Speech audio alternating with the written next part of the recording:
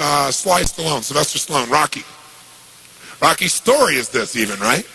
But Sly's is too. Sly's a good friend of mine. And when I first met him years ago, he was listening to my tapes and stuff, and he invited me over for dinner. We started talking. And I said, I've heard your story from other people, but I really love to hear it from the horse's mouth. I don't know how much is mythology, urban myth, and how much is true.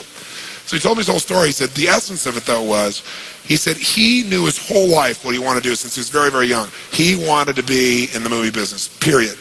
I mean, not just TV, movies. And he said why was, for him, it was a chance to have people not only escape, but to inspire people. And by the way, that drive is what made most of his movies, inspire people to what they're capable of, to overcome unbelievable obstacles, because in his own life he felt like he did that. When he was born, he was pulled out by the forceps. That's why he looked the way he did. That's why he talked the way he did. And he said, so I really want to do that. And he said, I knew why I wanted to do it, and I wasn't willing to settle for anything else. And he said, what happened was, I went out to try and get jobs, and it's not like I went, hey, Adrian, they went, you're a star. It didn't work out real well. They looked at me and said, hey, you're stupid looking. Do something else. What is it talking like this? There's no place for you in that stuff. You're never going to be a star in the movies. You're insane. No one's going to want to listen to somebody who looks dopey and talks out of the side of their mouth, right? And he got no after no after no after no. He said, I was thrown out more than 1,500 times of agents' offices in New York. I said, there aren't 1,500 agents in New York. He said, I know. I've been to them 5, 6, 7, 8, 9 times. He said, remember one guy, I went in there, and I got in there at 4 o'clock, and he wouldn't see me, so I stayed there, and I would not leave, and I stayed overnight. They came back the next morning, I was still sitting there. He said, that's how I got my first job. The guy said, fine, come in here. And he sat down, and he went through this, and he gave me my first movie. I said, oh, really? I thought Rocky was your first movie. He said, no, this other movie, I'd never heard of it. I said, well, what character did you play? He said, well, I was in it for about 20 seconds. I was a thug that somebody beat up. He said, because they made me feel like, people hate your guts. You getting beat up will be a good thing. And he did like 3 movies like that. Never got anything. Kept going out. Rejection, rejection, rejection. So finally he realized it wasn't working. So he changed his approach. He said, I was starving, by the way. He said, I couldn't pay for even to have heat in my apartment. My wife was screaming at me every day to go get a job. I said, well, why didn't you? He said, because I knew that if I got a job, he said, I'd get seduced back and I'd lose my hunger. He said, I knew that the only way I could do this is if it was the only choice, if I burned all other bridges. Because if I did a normal job, pretty soon I'd be caught up in that rhythm and that stuff, and I'd feel okay about my life, and I feel like my dream would just gradually disappear. And he said, I wanted to keep that hunger. That hunger was the only thing I thought was my advantage. He said, my wife didn't understand that at all. And he said, we'd have these vicious fights, and he said, it was freezing. So I was broke, we had no money, and he said, so I finally went to the public library one day because it was warm. He said, I didn't want to read anything. He says, I went in, New York Public Library. He said, I was hanging out there, and I sat down in this chair, and somebody left a book there. And he said, I looked down at this book, and it was the poems of Edgar Allan, stories of Edgar Allan Poe. And he said, so I started reading it, and he said, I got totally into Edgar Allan Poe. And he said, I know everything about it. He goes on for another 20 minutes telling me about Edgar Allan Poe. He knows everything, how he died, what it was about, what really happened. And I said, well, what did Poe do for you? He said, Poe got me out of myself. He got me to think about how I could touch other people and not worry about myself so much. And he said, it made me decide to become a writer. I said, just imagine Rocky the writer, right? And he said, so I tried to write a bunch of screenplays. Nothing worked. I was totally broke. He said, I didn't even have $50. And he said, and finally, he said, I sold a script. It was called Paradise Alley. He said, it's a movie I made many years later, but I sold it. And he said, I sold it for $100. He said, but $100 was a ton of money, man. I was so thrilled. I thought, I'm on my way. But it never led to anything. And he said, so finally, he said, I kept going and going and going. He said, finally, we were so broke. He said, I hawked my wife's jewelry. He said, Tony, there's some things in life you should never do. He said, that was basically the end of our relationship. She hated my guts so much. He said, now we were so broke, we had nothing, no food, no money. And he said, the one thing I loved most in the world was my dog. He said, I love my dog because he gave me unconditional love, unlike my wife. And he said, so what happened was, though, we were so broke that to survive, I couldn't even feed my dog. So I went to a liquor store. He said, it was the lowest day of my life. And I stood outside the liquor store trying to sell my dog to strangers. He said, I tried to sell my dog for $50.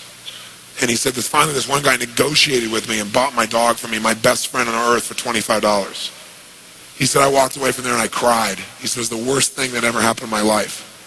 He said, 2 weeks later, I'm watching a fight between Muhammad Ali and Wepner, this white guy that's getting bludgeoned but just keeps on coming. And he said, I got an idea. He said, as soon as the fight ended, I started writing. He said, I wrote for 20 straight hours. I did not sleep. I wrote the entire movie in 20 hours straight.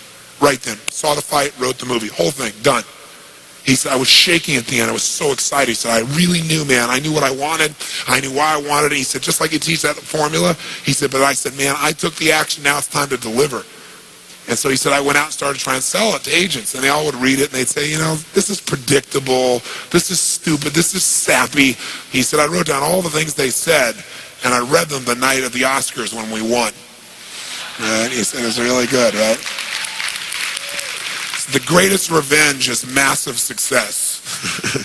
And he said, so what happened was, he said, I kept going, trying to sell it, nobody going, I'm broke, I'm starving. He said, finally, I meet these guys, they read it, and they believe in the script, and they love it. And they offer me $125,000 for my script.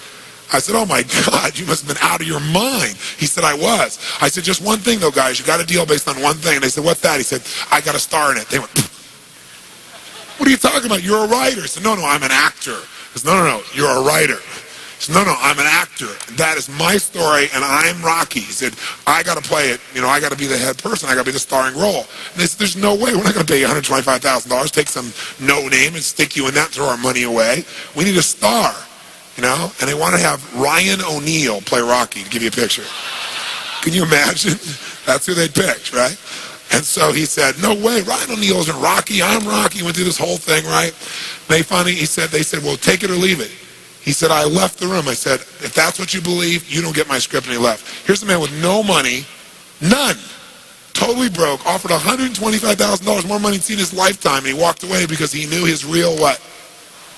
Knew his real what? And why he wanted it. He was committed to it. So he said they called him a few weeks later, and they came and brought him back, and they offered him $250,000 not to star in his own movie. He turned it down, $250,000. They came back, their final offer was $325,000. They wanted this thing. He said, not without me, and they said no. They finally compromised, and they gave him $35,000 and points in the movie, because they said, if this is going to happen, then you're going to take the risk with us. And the bottom line is we don't think it'll work, but at least we won't spend a bunch of money on you. And then they only spent $1 million to make Rocky, and it grossed $200 million at the time. Right? It was done pretty well. But what's interesting about this is, I said, what'd you do? Even $35,000, it's not $250,000. That's a lot of money when you don't have $25. I said, what's the first thing you did? I figured you went out and partied or something. He said, I went to that liquor store for 3 straight days and hoped that the man who had my dog frequented the store. He said, because I want to buy back my dog. And that was so cool, right? That was really cool. I said, what happened? He said, third day I was there, this guy walks by, and I see him, and I can't believe it, and there's my dog. And I looked at him, and I said, sir, remember me? And he said, it had been about a month and a half by the time this had all come about. And he said, remember me? I'm the guy that sold you the dog. I goes, yeah, I love the dog. He said, look, I was so broke, I was starving. He's my best friend. I'm sure you love him too, but I got to have him black. Please, I beg of you. He said, I'll pay you $100 for the dog. I know you paid me $25, but I'll give you $100. And the man said, absolutely not. No way. It's my dog now. You can't buy him back, right? And Sly said, Tony, he said, know your outcome? I said, yeah. He said, I knew it. And he said, I kept changing my approach. So I went $500 for the dog. The guy said, absolutely no way. He said, $1,000 for my dog. The guy said, no amount of money on earth is ever going to get this dog for you. I said, what'd you do? He said, I knew my outcome, right? Because he listened to tapes, kept to him. He said, I decided to take massive action. He said, I got my dog. I just kept changing my approach, so I got it. I said, what'd it cost you? $15,000 and a part in Rocky. The guy's in Rocky.